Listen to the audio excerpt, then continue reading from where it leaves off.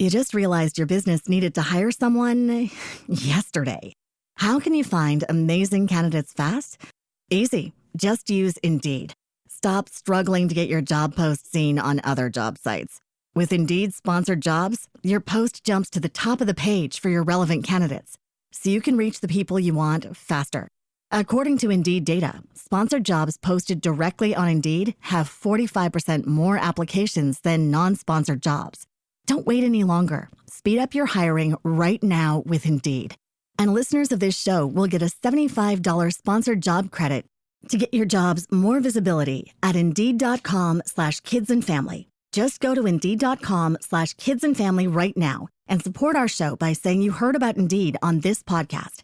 Terms and conditions apply. Hiring? Indeed is all you need. Are you ready to learn the 3 secrets to launching a successful podcast? Hi, I'm Bill, a recent client of the Podcast Mogul. If you've been thinking about starting a podcast but aren't sure where to begin, he's got you covered. He is hosting a free webinar where he will share the 3 secrets that can help you launch, grow, and monetize your podcast without any fancy equipment or technical headaches. Click the link in the show notes to save your spot now and let him help get your podcast off the ground. Hey, everybody. I want to thank you so much for watching the show and listening to the podcast. As a thank you, remember, you can always head over to my website, feelbetterinc.com, and get free 15 minutes with me to talk about how you can grow your podcast, how to monetize your podcast, or even how to start your podcast. I have helped lots of people, and I want to help you do the same for your business or just for your personal brand. So again, that is feelbetterinc.com. Head over there, book your free 15 minutes, and it'll be a pleasure to help you out. Have a good night, and remember to invest in yourself. Welcome to Invest in Yourself, the Digital Entrepreneur Podcast. Join the podcast mogul Phil Better as he interviews successful entrepreneurs that make their living in the digital world. Now, let's join your host, Phil Better, and his special guest today on Invest in Yourself, the Digital Entrepreneur Podcast. Hey, everybody. It's Phil Better on the Invest in Yourself podcast. I hope you're all doing amazing. I am here with Par, who is a digital nomad, and I'm happy to talk with him. Par, how are you doing today? Hey, Phil, how are you? Great to be on the show. So, Par, I have a very long intro about you and how you've grown. You made some like 6 figures. You hit like 100 million. Not 100,000 pounds with an email sequence. Grew a following to 12K. You've done a lot. Well, I mean, 25 years, you have to be able to leave a legacy, and little by little that happens, right? It doesn't happen overnight. 25. So you've been a digital nomad and a digital entrepreneur for about the last 25 years?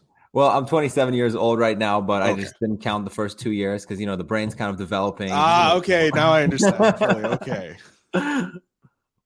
Oh, so how long have you been the digital nomad? Like, did you ever work in a 9-to-5, or were you completely digital from the beginning? Right. Great question. So I actually started my journey working in the technology industry. So I graduated University of British Columbia, young guy at 23 years old with big dreams, yet didn't have any tangible experience, didn't really make a tangible difference. I was just like studying. I was involved in a technology company when I was younger, did internships here and there in sales and marketing. So that seemed like the route to go in. Initially just started to throw spaghetti at the wall, right? Apply to this job and that job. Nobody got back to me. So I started to learn what it takes to find a job in sales. Decided to work with a company called Pick-a-Tick that actually is now Eventbrite. They got acquired by Eventbrite. Nice. Just 6 months after I left, actually, but I was part of that movement. Nice. So that's a nice little feather. Right. Absolutely. So that was sort of a great experience for me initially, getting my feet wet in the company. But as I mentioned, I was only there for a short period of time. From a young age, I wanted to work for myself. At the same time, I knew that I needed to learn what it takes to sell, what it takes to also sell consciously, also do ethical marketing was something that I was really interested in. And by that, I mean just using your values as a business owner, understanding them, and then using that to connect with audience, your ideal client avatar. So basically working jobs, 3 9-to-5 jobs, until I got to a point where I realized that I'm actually more secure working for myself than working a 9-to-5 job. So that I decided to make that shift as of 2020 of March, essentially when the world started to sort of fall apart. I decided to make that shift into becoming a full-time digital entrepreneur, and it's been great ever since. And I'm really excited to dive into that with you as well. Oh no, that's amazing, because you're literally a year before I jumped into the digital entrepreneur world. So it's like super cool that I could be you in the next year. Oh my God, I love it.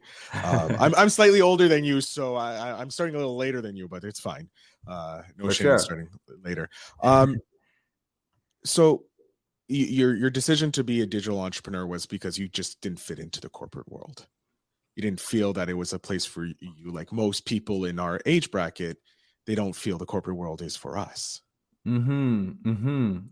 honestly, I knew going into it that it's not something that I wanted to do long term. That being said, I wanted to still be part of a team that I'm constantly learning, I'm growing. So I didn't want any job. I still wanted to sort of go into a role where I'm learning a few things. And I thought, hey, if it's a great company and I'm constantly learning and they're actually valuing me, then why not? I would stay as long as possible.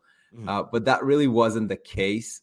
Personally, joining corporate for me, I realized that I needed to have my own space, have my own schedule, and make a difference on my own time.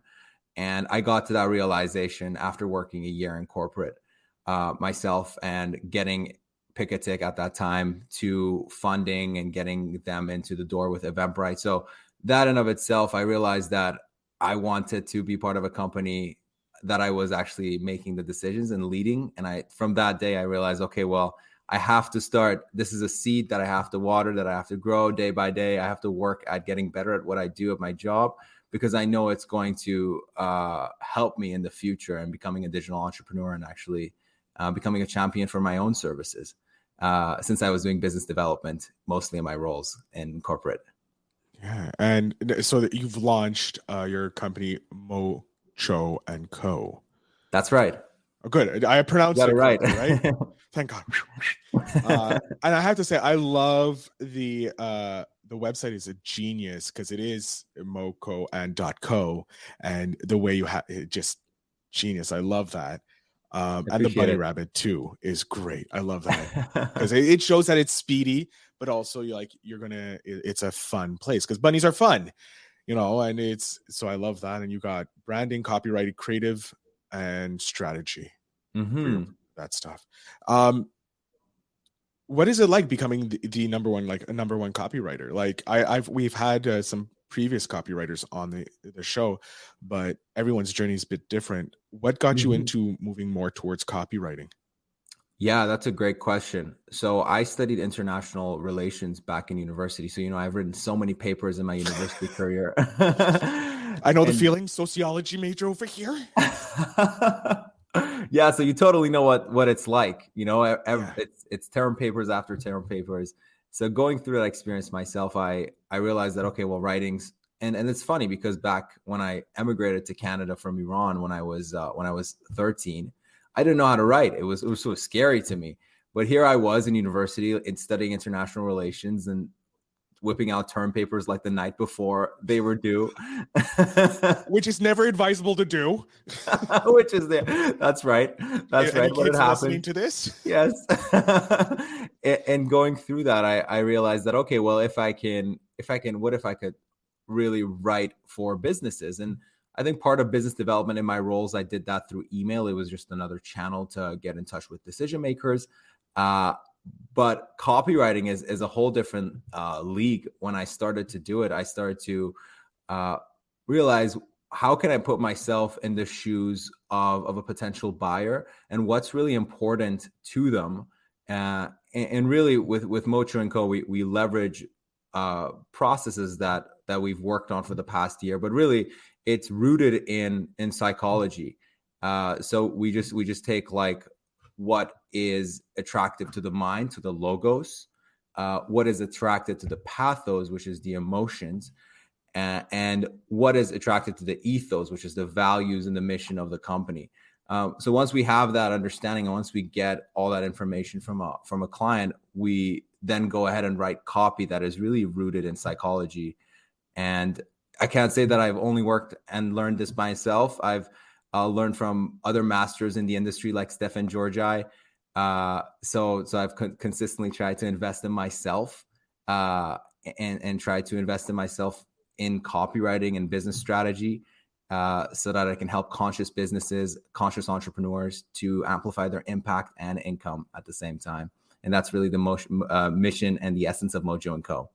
I love it because it's somewhat similar to me. Like I love helping people use podcasting to leverage, because it's such a powerful platform, able to connect with so many people, and it's just as powerful as copy, because this is audio, so you need to be able to communicate properly, but having a great copy as well, because there's the show notes and that have to bring the people in before they listen. So it's like a nice tandem you get to learn when you're podcasting, but nothing like what you've been doing.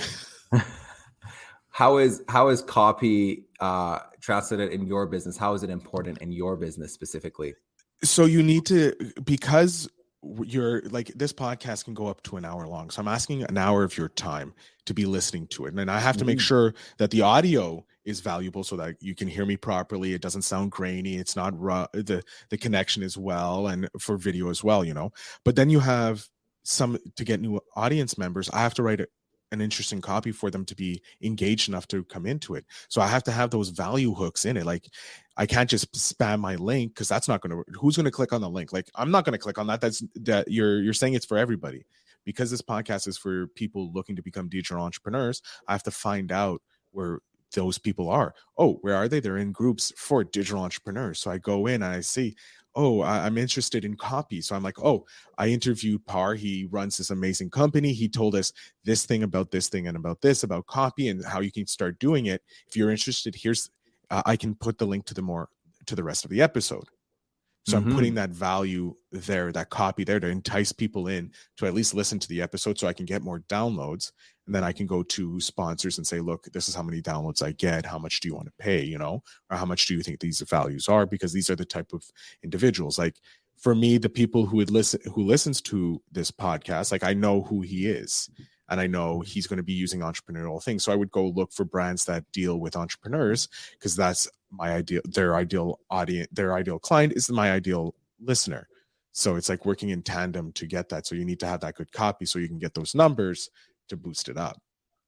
Yeah, absolutely. And it's so interesting you bring that up, because it brings up all the nuances that are involved in writing high converting copy. It's the hook that sort of brings you in, and then you want to also offer value in there, because value is what really the audience comes in for. And and with podcasts, I think it's really a dialogue. It's a conversation. So you're already creating value by doing a podcast like this. And I know a lot of people who are in the podcast space, or at least create podcasts as an extension of their business, they really get into thinking, how can I maximize the potential of perhaps one episode that I do? How can I recycle this episode into different high value content and ensure that this one episode that I'm doing is getting the maximum exposure?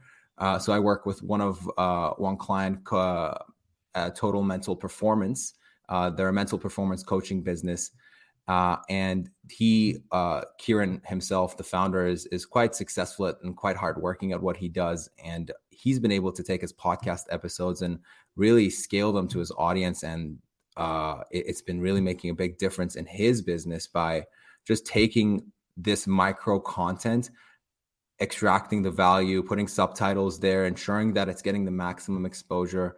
And yeah, I mean, the engagement has been mad. So yeah, it shows that it's really working. It's insane how well it does, because like for one of my clients, who I mention nearly all the time on this, Lloyd Ross, his podcast has helped like just grow his business. And it's him talking about just different things that we need to learn. We never learned in school: money management, what's the purpose of debt versus, credit, all these things that you never learned, but he's giving it to you in these bite-sized pieces. And so you're learning, and it's just bringing people into his funnel because he has at the end the copy of, hey, visit my website to get my book. It's going to help you out. If you found the episode valuable, the book has more lessons on it. So you go buy the book, and then you fall into his funnel, and he has it all copied right, done properly. But it helps, but the more people listen to it, right, the episode, you get ingrained, and you hear the copy, and you go to the website, and you get ingrained more and more. Copy and podcasting just together, super team. Because the copy brings the people in, the podcast slams it home, because you get that trust and authority more than just reading. Because you're like, anybody could have wrote this, but you're hearing the voice. It's like, oh no, he said it because it's written right there. So yeah, absolutely. I think it's really powerful when it comes together. Especially, I always tell my clients, I'm like, make sure you use subtitles, because 1 in 4 people are probably watching this on a subway, a bus. They're probably watching it on mute. So it's really about just using all of that high value content, and like you said, making it into bite-sized content, and delivering it to your audience in the easiest, most digestible way possible. Yeah, we live in a 3-second economy right now. Totally. You have that 3 seconds to catch them, either with the words you're using or the written words. Let's look at the entrepreneur, because you're still early in your entrepreneurial journey. So maybe a tip for copywriting, like if someone's going to be jumping into the copywriting world, so not specifically someone wants to use copywriting, but they're starting their journey, what would you suggest that they do? Like a tip for them to start that journey becoming a copywriter? Well, I think finding your niche and who you're writing to, the type of potential clients and buyers you want to work with is crucial in finding success as a copywriter. And I mean, for me, I was interested in a whole wide variety of different topics. I was interested in plant medicine. I was interested in the coaching world, and how you can really optimize your performance and mental performance through coaching. I was personally interested in technology. So I had different interests, but I wanted to narrow it down to, I want to work with entrepreneurs that are making a difference and want to amplify their income and impact. And that's what I initially sort of started with. And I worked with, for instance, people in the yoga space. I worked with a shaman who moved to Bali from New York and wanted to grow his e-commerce business. So I started to work with different entrepreneurs initially. And for me, it was a process of trial and error. It was really working with different people and realizing, okay, what type of clients do I really enjoy working with? What type of clients are gravitated towards me? And every 3 to 6 months, I would just take a step back and sort of write down what I enjoyed about the projects I worked on. Why did I enjoy working on them? Was it because I was more aligned with the client? Was it because we made a tangible difference in their business? Was it both? So I started to just have reflections of sort of what the niche I wanted to focus on. And right now we want to become the leading digital industry that helps conscious disruptors to amplify their income and impact. So it took a year for us to work with different people and realize that, okay, well, we have to really niche down. We can't be everything for everyone. We have to truly deliver a message, and that message has to land. And I mean, that the process of elimination, I would say, for any copywriter, potential copywriter starting, I think just starting and putting yourself out there, working with clients in different spaces that you're interested in is the best way to grow and evolve. I love it. No, that is such a great tip. And it's true. I feel I can say the same thing about podcasting as well. When you start podcasting, you want to make a podcast for everybody. You want to make sure everybody listens. And then you have to learn that you have to go as narrow as possible, because you won't get any bigger, or you won't become anything if you're trying to be everything for anybody. I'll say one thing. I would say that people might hear that and say, okay, well, I don't want to limit my vision. And I always say Amazon started with books, right? They delivered books all day, every day. Yeah, they did that really well. And then now they own retail pretty much. Now I order my everything A to Z, every cabinet, dictionary, everything can be from Amazon. not that that's, I think, again, advisable at all. No, but it shows you, like, look, over time you can start niching out. You can, but if you become the number one, like you are the number one digital marketing agency for conscious disruptors, right? You created your niche, right? Because you're like, these are the people we want to serve, and we're going to be number one because no one else is serving these people in your domain. So you created your niche, similar to how podcasters have to create, because it's harder to go, like, if you just was like, we're going to just go content strategies, right? There's thousands of people and you're fighting against people who have billions of dollars, right? They've been around for a while, but you're showing this exclusivity because your niche is so specific. Yes, exactly. And I mean, the buzzword is brand positioning, but I just didn't want to use a buzzword that everyone's like, what is brand position? Like, really, I think the positioning is key. And initially, I mean, it's really important to have a really specific positioning. And then over time, obviously, once we're really good at doing what we're doing, perhaps we can also shift into a new industry that we're interested in. But I think until I don't do what I do well in my own niche, I would not want to expand. And even locally, I really want to focus on Vancouver that I've lived in, and then Montreal that I'm at right now, serve the community locally, and then think about, okay, well, do I want to expand into the States? I mean, States is huge. The market is massive. So that's just how I'm comfortable with growing. I know that a lot of people have different perspectives towards growth and how they want to grow. But I think, having a realistic expectation of growth as well is key to not burning out as someone who's just starting out with as a copywriter or a brand strategist. I love it. It's a great tip. And it's still a great tip for life as well. Like, you don't have to grind 24/7. You can take your time. It will come in time, and just be aware of, as long as you're being 1% better every day. Yes, absolutely. All right. I want to get your favorite moment that you've had as a copywriter. Like, so far in your years of copywriting, what has been like one of your favorite moments that you've had that you can talk about? Yeah, that's great. That's a great question. So recently, one of my clients, long-term clients that I've worked with, she started off as a yoga teacher. She's been teaching yoga for 20 plus years. And with the pandemic that happened in 2020 of March, she also decided to shift her business more online, in the online world. She started to compress all her learnings and all her teachings into online programs to help people elevate and ascend spiritually. So for her, shifting from a yoga teacher into someone who's an authority in that space and selling high ticket programs, I mean, it was a lot. And her brand was also not up to date. She was positioning herself as a yoga teacher, not as a spiritual mentor, not as an authority in that space. So initially, when we worked with her, we knew that it was really important to get a good understanding of where she wants to position herself. And we started to work with her. We started to do a few consulting calls. We started to do questionnaires with her to get all the information we needed to really understand where she envisions her business in a year, in 3 years. What's the end game for her?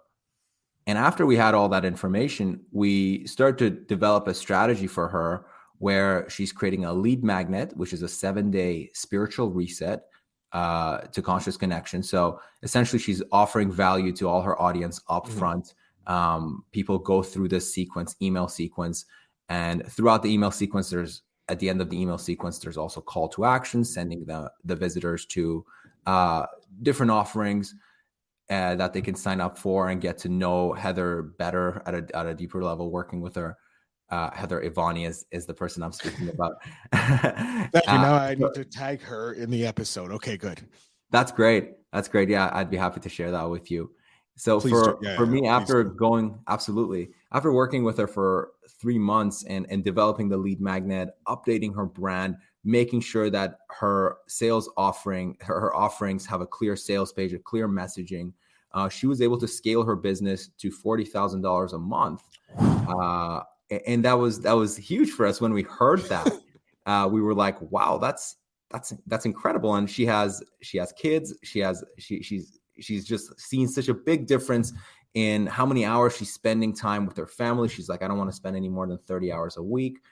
So seeing that transformation in her business and her life has been extremely rewarding for me personally. Oh man, that's huge, man. That's amazing. An extra 40K a month. That's that's a game changing right there. Like people make 40K a year, and here you're making it in 1 month. That's and this is again going back to your previous question, Phil, about like what would your advice to potential copywriters? Once ROI is proven, once you prove a return on investment to the client has no problem investing back into a partnership with you long term. So after Heather saw that ROI, she's like, okay, well, how can we expand this? I want to go into corporate wellness now. How can we position me for corporate wellness? She had no problem. There was no sales. That's the huge high ticket right there, going into the corporate world. Absolutely. So that's how we're working together right now in developing her LinkedIn strategy, ensuring that she's again positioning herself on LinkedIn because it's more of a professional platform. So you definitely think that there's constantly working in your business and working on your business, and understanding the difference between those two, making time for both of those is crucial as a business, as a starting copywriter and business owner. Great value being given by Par. I love it. We're coming up near the end, so I do want to ask you, because I'm a voracious eater of books. I love reading, and knowledge is something really important. A book to help people start using copywriting, or at least start understanding. Do you have a book like that that you can suggest to us? Personally, copywriting books, I don't have a favorite. I personally love Stefan Georgi. So if there's any copywriters out there, I would check out Stefan Georgi. His newsletter itself is super helpful. So that would be my recommendation. There we go. That's someone to check out. There we go. We'll definitely check out that, and I'll make sure the links are in the show notes down as well, so that people can find them. But I do want to step back. I'm going to give you the screen as I normally do. You have the last 5 minutes. Use it as much or as little as you want. Let people know where they can find you, connect with you, and if anything, work with you. So give me a second here. The floor is yours, sir. Wonderful. Hi, everyone. My name is Par. I'm a copywriter and business strategist. I'm leading Mocho&co. You can find me on Instagram at followyourwhy. And you can also go to mocho&co if you're a conscious entrepreneur and you are in the process of growing your business and you want to update your brand, or you feel like you want to grow your business in a much more exponential pace.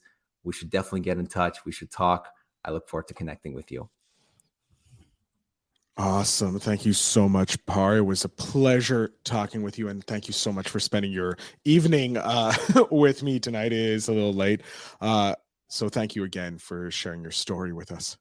Thank you, Phil. I had a blast. And next time we should definitely go for coffee. I didn't know you were in Montreal. Just figured this out literally today. Yeah. Like, oh, he's in Montreal. We could have done this live. Yeah, we could have done it in person, but unfortunately, no. Next time for sure. You're always Absolutely. welcome back on the show.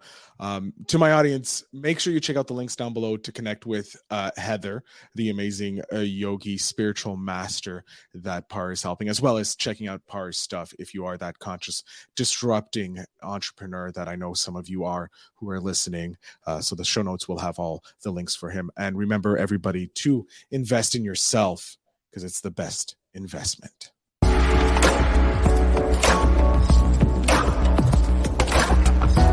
Thanks for tuning in. Now it's time to take the next step. When you're ready to dive deeper into how to launch, grow, and monetize your podcast, Phil's got something special for you. Join him for a free webinar where he'll reveal the 3 secrets that have helped countless entrepreneurs succeed in podcasting. Click the link in the show notes to save your spot, and let's turn your podcasting dreams into reality. You just realized your business needed to hire someone yesterday. How can you find amazing candidates fast? Easy. Just use Indeed.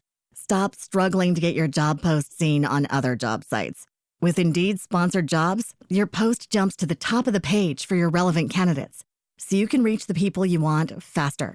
According to Indeed data, sponsored jobs posted directly on Indeed have 45% more applications than non-sponsored jobs. Don't wait any longer. Speed up your hiring right now with Indeed. And listeners of this show will get a $75 sponsored job credit to get your jobs more visibility at Indeed.com/kidsandfamily. Just go to Indeed.com/kidsandfamily right now and support our show by saying you heard about Indeed on this podcast. Terms and conditions apply. Hiring? Indeed is all you need.